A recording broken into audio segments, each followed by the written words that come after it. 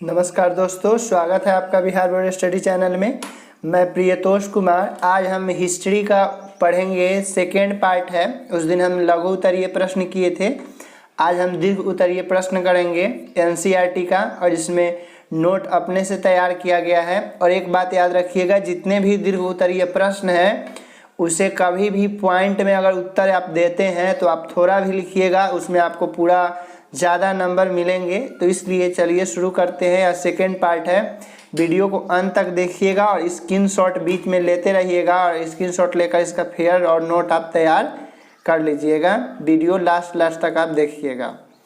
तो चलिए दोस्तों, यहाँ पर हम जानेंगे आज फर्स्ट क्वेश्चन है, राष्ट्रवाद के उदय के कारणों को एवं प्रभावों का वर्णन करें। तो देखिए, राष्ट्रवाद के बारे में हम पढ़े थे फर्स्ट चैप्टर में, फर्स्ट पार्ट में, कि राष्ट्रवाद आखिर होता क्या है। यहाँ हमको पढ़ना है राष्ट्रवाद के उदय के कारणों एवं प्रभावों का वर्णन करें। तो देखिए, राष्ट्रवाद एक ऐसी भावना है, ध्यान सुनिएगा इसको, और अपने शब्दों में मैं लिखा हूँ। आप लोगों ने कहा था कि अपने शब्दों में सर कीजिए, तो थोड़ा टाइप करने में परेशानी हो रही थी, जिसके कारण अपने हाथ से, अपने हैंडराइटिंग में, अपने शब्दों में कॉपी पर लिखा हुआ है। तो राष्ट्रवाद के उदय के कारण एवं प्रभाव। तो राष्ट्रवाद एक ऐसी भावना है जो किसी विशेष भौगोलिक, सांस्कृतिक या सामाजिक क्षेत्र में या परिवेश में रहने वाले जो लोग होते हैं उसमें एकता की वाहक बनती है, उसी के राष्ट्रवाद कहते हैं। अब देखिए, राष्ट्रवाद के उदय के कारण क्या थे, तो मैंने यहाँ पॉइंट में बनाया है, आपको अलग या टीचर, तो यहाँ पर मैंने पॉइंट में बनाया है राष्ट्रवाद के उदय के कारण। आप पूरा बिना पॉइंट के भी लिख सकते हैं। तो देखिए, राष्ट्रवाद के उदय का फर्स्ट कारण था कि यूरोप में हुए पुनर्जागरण के कारण, यूरोप में जो पुनर्जागरण हुआ उसके कारण भी राष्ट्रवाद का उदय हुआ। और दूसरा कारण है कि 1789 ईस्वी में जो फ्रांसीसी क्रांति घटित होने के कारण भी राष्ट्रवाद का मार्ग उसने प्रशस्त किया था, फ्रांसीसी क्रांति ने। तीसरा है कि फ्रांसीसी क्रांति के बाद नेपोलियन के आक्रमणों ने भी राष्ट्रवाद की भावना को जागृत किया। इसके साथ यूरोप में नव युग का प्रारंभ हुआ। चौथा है, नेपोलियन की नीतियों का कारण फ्रांसीसी प्रभुता और आधिपत्य के विरुद्ध, यानी नेपोलियन कहा गया था, फ्रांस का था, तो नेपोलियन ने जो आधिपत्य किया, फ्रांसीसी पूरे यूरोप पर वर्चस्व बना लिया, जिसके कारण पूरे यूरोप पर फ्रांसीसी आधिपत्य हो गए। इसके विरुद्ध यूरोप में देशभक्ति की भावना जागृत हुई, जो राष्ट्रवाद का कारण बनी। पांचवा जो है, फ्रांसीसी क्रांति के बाद राजनीति में अभिजात यानी धनी वर्गों का क्या हुआ, वर्चस्व समाप्त हो गया, और मध्यम वर्ग का उसी समय उदय हुआ था। उसके साथ ही साथ अखबारों, सड़कों और सर्वसाधारण की वस्तु बन गया, यानी अखबार जो था, और अखबारों पर अभिजात वर्ग का क्या था, कंट्रोल था। लेकिन जो ही फ्रांसीसी क्रांति हुआ, क्या हुआ, अखबार पर, सड़कों यानी सभी जगह अखबार बिकने लगे और सर्वसाधारण के लिए उपलब्ध होने लगा। इससे क्या हुआ, इससे भी राष्ट्रवाद की भावना बलवती हुई। अब यहाँ राष्ट्रवाद का प्रभाव है। मैंने कहा था कि यदि आप पॉइंट में उत्तर देते हैं, कारण और प्रभाव जब भी पूछे तो उसे कहानी की तरह ना लिखे। अगर पॉइंट कर देते हैं, 4, 5, 6 पॉइंट अगर बना देते हैं तो आपको पूरा नंबर मिलता है, क्योंकि पॉइंट वही बना सकता है जिसको जानकारी रहती है। और कहानी तो सभी कोई लिखते हैं, और बेस्ट नंबर लाने के लिए, अच्छा नंबर लाने के लिए, टॉपर बनने के लिए कुछ अलग लिखना पड़ेगा आपको। तो राष्ट्रवाद के प्रभाव क्या था, तो राष्ट्रवाद के प्रभाव स्वरूप पूरे यूरोपीय राष्ट्रों में राजनीतिक उथल पुथल शुरू हो गए। दूसरा है कि हंगरी, बोहेमिया तथा यूनान में इसके कारण राजनीतिक उथल पुथल के बाद क्रांति हुई, जो राष्ट्रवाद की ही परिणति थी। तीसरा हुआ कि ऑटोमन साम्राज्य का पूर्ण रूप से पतन हो गया। चौथा, बाल्कन क्षेत्र में राष्ट्रवाद के प्रसार ने स्लाव जाति के संगठित कर सर्बिया को जन्म दिया, एक नया देश बना सर्बिया। अब क्या हुआ कि इस प्रकार यदि देखा जाए तो पूरे यूरोप में जन्मी राष्ट्रीयता की जो भावना थी, प्रथमतः यूरोप को एवं अंततः पूरे विश्व को प्रभावित किया, जिसके फलस्वरूप यूरोप के राजनीतिक मानचित्र में बदलाव तो आए हैं और साथ ही साथ कई उपनिवेश भी स्वतंत्र हुए। इसी के साथ प्रथम प्रश्न का आंसर समाप्त होता है। यहाँ दूसरा प्रश्न है, जुलाई 1830 की क्रांति का विवरण दे, यानी जुलाई 1830 की क्रांति क्या है। तो जुलाई 1830 की क्रांति का यहाँ विवरण दे। कह रहा है फ्रांस का जो शासक था चार्ल्स दशम एक निरंकुश एवं प्रतिक्रियावादी शासक था। जो फ्रांस में उभर रहे राष्ट्रीयता एवं जनतांत्रिक भावना को क्या किया था, वह दबाने का प्रयास किया। उसने अपने प्रधानमंत्री पोलिगनेक, अपना प्रधानमंत्री किसे बनाया था, पोलिगनेक को बनाया था, नियुक्त किया। और पोलिगनेक जो था, पोलिगनेक ने लुई 18वें के द्वारा जो स्थापित समान नागरिक संहिता थी उसको शक्तिशाली अभिजात वर्ग की स्थापना की तथा उसे विशेष अधिकार क्या किए, प्रदान किए। तो यहाँ पर क्या किया, विशेष अधिकार प्रदान किए थे।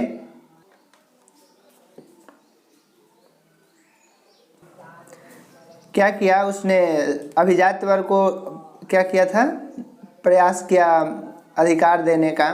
उसके द्वारा उठाए गए इस कदम को क्या किया, इसके द्वारा उठाए गए इस कदम को उदारवादियों ने अपने विरुद्ध षड्यंत्र समझा और प्रतिनिधि सदन में शामिल उदारवादियों ने पोलिगनेक के विरुद्ध गहरा असंतोष प्रकट किया।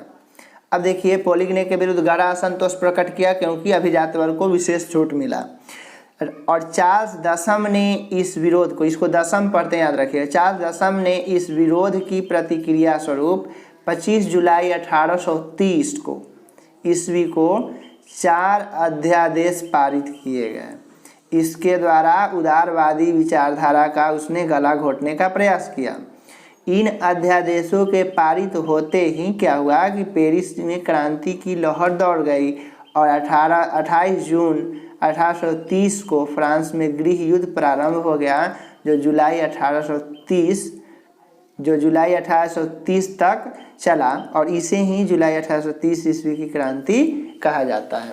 अब क्या हुआ कि परिणाम स्वरूप चार्ल्स दशम को फ्रांस की राजगद्दी त्याग कर इंग्लैंड भागना पड़ा और इसके साथ ही फ्रांस में बुर्बो राजवंश का अंत हो गया। इसके साथ ही बुर्बो राजवंश का फ्रांस में क्या हुआ, अंत हो गया। अब देखिए आगे क्या हुआ कि जुलाई 1830 के क्रांति के परिणाम स्वरूप फ्रांस में बुर्बो वंश के तो अंत हो गया। उसके स्थान पर एक नया वंश आया जिसे कहा गया आर्लेन्स वंश को सत्ता की बागडोर सौंप दी गई।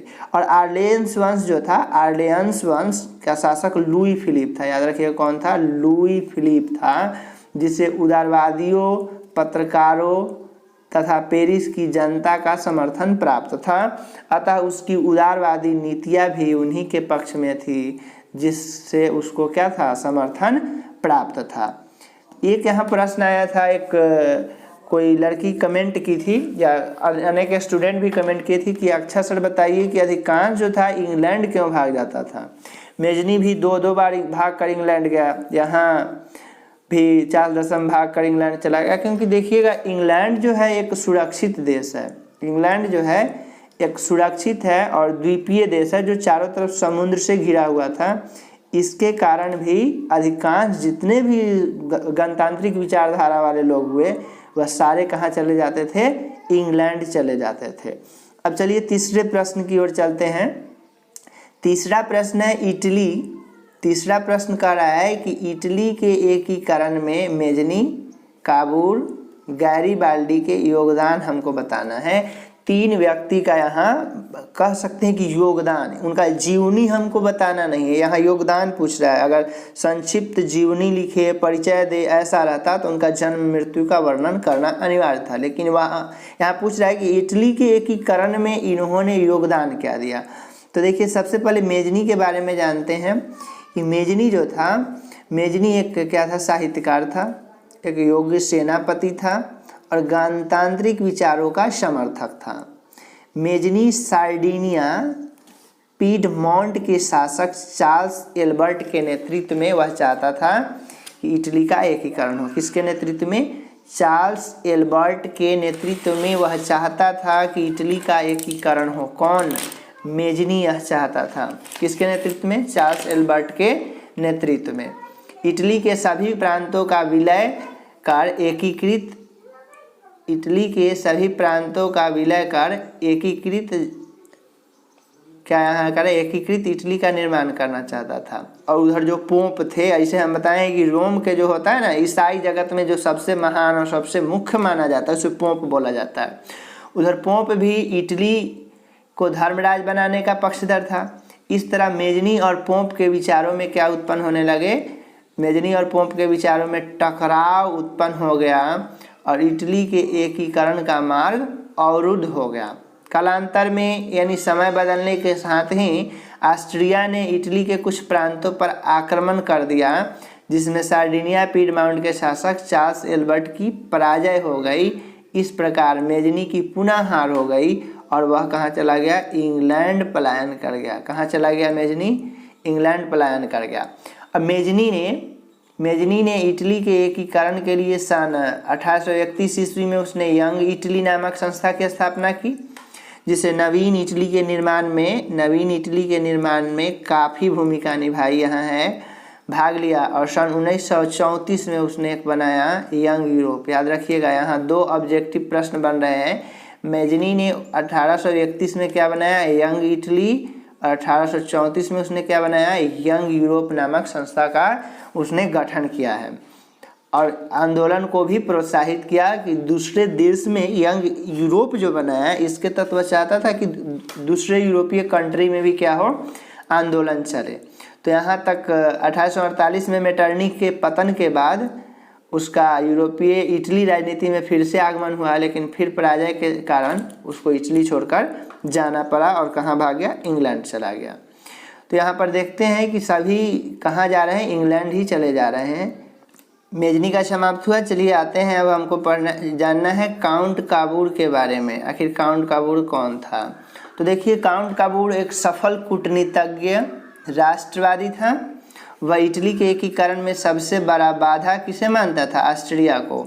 इटली के एकीकरण में सबसे बड़ा बाधा ऑस्ट्रिया को कौन मानता था, तो काउंट काबूर, याद रखिएगा। इसलिए उसने फ्रांस से वह दोस्ती का हाथ बढ़ाया और इसलिए दोस्ती की चलिए हम दोनों मिलकर ऑस्ट्रिया को क्या करेंगे, आक्रमण करेंगे और कुछ प्रांत आपको दे देंगे। तो दोस्ती का हाथ बटाया। 1953 से 54 में क्रीमिया युद्ध में काबूर ने फ्रांस की ओर से सम्मिलित होकर, किस युद्ध में, क्रीमिया युद्ध में उसने फ्रांस की ओर से सम्मिलित होकर फ्रांस का राजनीतिक समर्थन प्राप्त कर लिया। फ्रांस के शासक जो था नेपोलियन तृतीय, याद रखिएगा उस समय फ्रांस का शासक कौन था, नेपोलियन तृतीय ने एक संधि के तहत काबूर ने ऑस्ट्रिया के खिलाफ सैन्य समर्थन प्राप्त करने का वादा पाया। यानी एक नेपोलियन तृतीय से वह क्या किया, एक संधि किया, उसमें यह वर्णन किया कि चलिए कभी भी यदि ऑस्ट्रिया से हमारा युद्ध होता है तो हम आपको समर्थन देंगे। किसने, काउंट काबूर ने बताया। अब देखिए, संधि के बदले उसने फ्रांस को 2 प्रांत सौंप दिया। फ्रांस को कितना प्रांत दिया, 2। फर्स्ट प्रांत था नीस और दूसरा है सेवाय। फर्स्ट क्या है, नीस, याद रखिएगा 2 प्रांत सौंपे थे, नीस एवं सेवाय नामक 2 रियासत फ्रांस को सौंप दिए। 1860 से 61 में काबूर ने सिर्फ रोम को छोड़कर उत्तर तथा मध्य इटली सभी रियासतों, परमा, मेडोना, यहाँ है कौन कौन से रियासत थे, परमा, मेडोना, टस्कनी, फबारा, बेलाजोना इत्यादि जितने भी प्रांत है उसको उसने क्या किया, अपने में मिला लिया और जनमत संग्रह भी प्राप्त कर लिया कि चलिए यहाँ के लोग भी हमारे साथ है। 1862 ईस्वी तक दक्षिणी इटली, रोम, वेनेशिया को छोड़कर बाकी सभी रियासतों का विलय काउंट काबूर के प्रयासों से क्या हुआ, इटली में हो गया और वहाँ का शासक विक्टर इमैनुअल को मान लिया गया। किसे माना गया, विक्टर इमैनुअल को। चलिए अगले हैं गैरीबाल्डी। आखिर गैरीबाल्डी कौन थे, याद रखिए गैरीबाल्डी पेशे से नाविक थे, जिन्होंने बाद में क्या किया, वो किसान जीवन जीने लगे थे।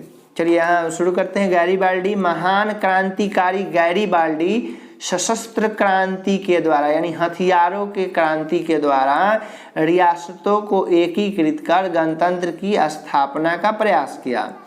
गैरीबाल्डी ने अपने कर्मचारियों तथा स्वयंसेवकों की एक सशस्त्र सेना को लेकर इटली के 2 प्रांत थे, जिसका नाम था, इटली के 2 प्रांत सिसिली तथा नेपल्स पर आक्रमण कर दिया और वहाँ का जनता का भी समर्थन प्राप्त हुआ, क्योंकि सिसिली और नेपल्स के जो जनता थे ना वे बुर्बो राजवंश के अत्याचार से परेशान थे, जिसके कारण उन्होंने गैरीबाल्डी का समर्थन किया।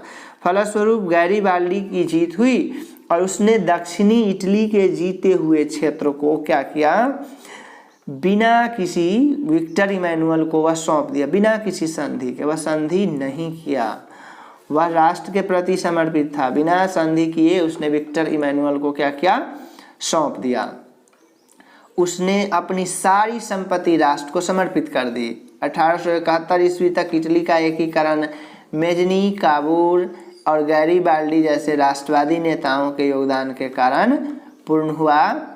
इटली का एकीकरण यहीं पर पूर्ण हुआ। चलिए यहाँ आपके चैप्टर का एग्जाम के दृष्टि से चौथा प्रश्न एवं लास्ट प्रश्न है दीर्घ उत्तर। ये चौथा प्रश्न है, जर्मनी के एकीकरण में बिस्मार्क किसकी, बिस्मार्क की भूमिका का वर्णन करें। तो यहाँ जो बिस्मार्क कौन था, सबसे पहले यह जानते हैं। उत्तर है बिस्मार्क जर्मन डायट में किसका नेतृत्व करता था, प्रशा का प्रतिनिधि हुआ करता था और वह एक सफल कूटनीतिज्ञ था और लगातार अपने कूटनीति का वह परिचय देता था। साथ ही साथ वह निरंकुश राजतंत्र का समर्थन करते हुए जर्मनी का एकीकरण चाहता था। वह निरंकुशता को बढ़ावा देता था और चाहता था कि जर्मनी का कभी भी अगर एकीकरण हो तो निरंकुश शासन ही वहाँ आए। इसलिए वह एक ऐसा सफल कूटनीतिज्ञ था जिसे उदारवादी राष्ट्रवादी हो या कट्टरवादी राष्ट्रवादी, सभी उसे अपने विचारों का समर्थक मानते थे, यानी सारे लोग उसे अपने विचारों का समर्थक मानते थे। बिस्मार्क ने जर्मनी के एकीकरण के लिए एक नीति अपनाई, जिस नीति को बोला जाता है रक्त और लौह की नीति का अवलंबन किया तथा उसने अपने देश में अनिवार्य क्या लागू किया, अनिवार्य सैन्य सेवा लागू कर दी। किसने, बिस्मार्क ने। बिस्मार्क के नीतियों के कारण प्रशा एक शक्तिशाली राष्ट्र बनकर उभरा। बिस्मार्क ने ऑस्ट्रिया के साथ मिलकर एक 1864 ईस्वी में 2 प्रांतों पर हमला किए, जिसका नाम था स्लेस्विग और हॉलेस्टीन। कितने प्रांत थे, 2 प्रांत, स्लेस्विग और हॉलेस्टीन। स्लेस्विग और हॉलेस्टीन को लेकर उसने क्या किया था, डेनमार्क पर आक्रमण कर दिया। किसके साथ मिलकर, ऑस्ट्रिया के साथ। उसमें संधि हुआ, चलिए कि दोनों आदमी हम मिलकर कहाँ आक्रमण करेंगे, कि डेनमार्क पर हम आक्रमण करेंगे, डेनमार्क पर अधिकार कर लेंगे। और उसमें उसे जीत भी हासिल हुई और जीत करने के बाद एक प्रांत ऑस्ट्रिया को दे दिया जाएगा या खुद जर्मनी रख लेगा। तो क्या हुआ, जीत के बाद स्लेस्विग प्रशा को मिला। किसको मिला, प्रशा। यानी प्रशा किसके अधीन था, प्रशा किसके अधीन था, तो बिस्मार्क के। यानी स्लेस्विग प्रशा को प्राप्त हुआ और जो हॉलेस्टीन था ऑस्ट्रिया को प्राप्त हुआ।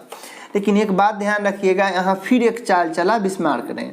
चूंकि उन दोनों राज्य में जो था जर्मनों की संख्या अधिक थी, वह जर्मनी का समर्थन चाहते थे, अतः जो प्रशा का शासक बिस्मार्क था उसने जर्मन राष्ट्रवादी की भावना को क्या किया, भड़का दिया, विद्रोह की भावना को फैला दिया, जिसे कुचलने के लिए सोचा कि ऑस्ट्रिया। कहाँ विद्रोह की भावना फैलाया था, तो याद रखिएगा हॉलेस्टीन। हॉलेस्टीन किसके अंतर्गत था, ऑस्ट्रिया के अंतर्गत। और यही हॉलेस्टीन में किसने, बिस्मार्क ने, जर्मनी की संख्या अधिक थी, अतः प्रशा ने जर्मन राष्ट्रवादी की भावना को क्या किया, भड़का दिया। जिसके परिणाम स्वरूप भाई विद्रोह को कुचलने के लिए ऑस्ट्रिया को जो था सेना को ले जाना था। कहाँ ले जाना पड़ता था, हॉलेस्टीन में। और सेना ले जाने के लिए उसे किसको पार करके जाना था, तो प्रशा को। प्रशा क्षेत्र को पार करके जाना था।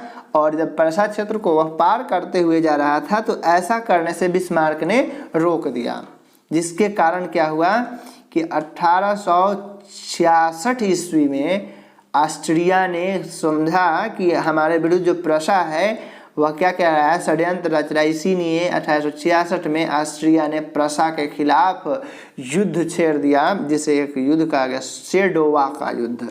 याद रखिएगा, सेडोवा का युद्ध किसके किसके बीच हुआ, तो ऑस्ट्रिया एवं प्रशा के बीच हुआ। और कब हुआ सेडोवा का युद्ध, तो 1866 ईस्वी में घोषणा कर दी। ऑस्ट्रिया इस युद्ध में प्रशा से वह बुरी तरह पराजित हुआ। इस तरह ऑस्ट्रिया का जर्मन क्षेत्र से प्रभाव समाप्त हो गया और इस तरह जर्मनी का एकीकरण का जो कार्य था वह 2/3 पूरा हो गया। अब जो था शेष जर्मनी के लिए बिस्मार्क को फ्रांस से युद्ध करना आवश्यक था, क्योंकि जर्मनी के दक्षिणी रियासतों के मामले में किसके हस्तक्षेप का डर था? फ्रांस के हस्तक्षेप कर सकता था। इसीलिए उसने 19 जून 1870 ईस्वी में फ्रांस के शासक नेपोलियन तृतीय, याद रखिएगा नेपोलियन हम लिख दिए, नेपोलियन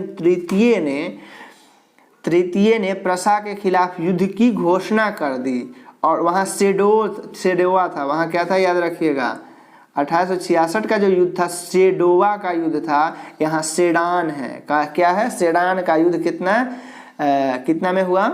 19 जून 1870 में कौन युद्ध हुआ? सेडान की लड़ाई में फ्रांस की फिर से बुरी तरह हार हो गई। प्रशा फिर इस युद्ध में जीत गया। 10 मई 1861 को एक संधि बुलाया गया, एक संधि आया जिसे कौन संधि कहा जाता है? फ्रैंकफर्ट की संधि। 10 जुलाई 1871 में एक संधि हुआ, किसके फ्रैंकफर्ट की संधि किसके बीच? तो प्रशा एवं फ्रांस के बीच, याद रखिएगा प्रशा एवं फ्रांस के बीच संधि हुआ। और इस प्रकार सेडान युद्ध 1870 और 1866 में सेडोवा, याद रखिएगा। युद्ध में क्या था? जर्मनी एक महाशक्ति बनकर उभरा और ऑस्ट्रिया जो प्रथम महाशक्ति था उसका पतन हुआ और जर्मनी का उदय हुआ। अंततः बिस्मार्क के प्रयासों से जर्मनी 1871 ईस्वी तक एक एकीकृत राष्ट्र के रूप में जो था पूरे यूरोपीय मानचित्र में उभर कर आया। कौन? जर्मनी। इसी के साथ आपका फर्स्ट चैप्टर का दीर्घ उत्तरीय प्रश्न समाप्त होता है।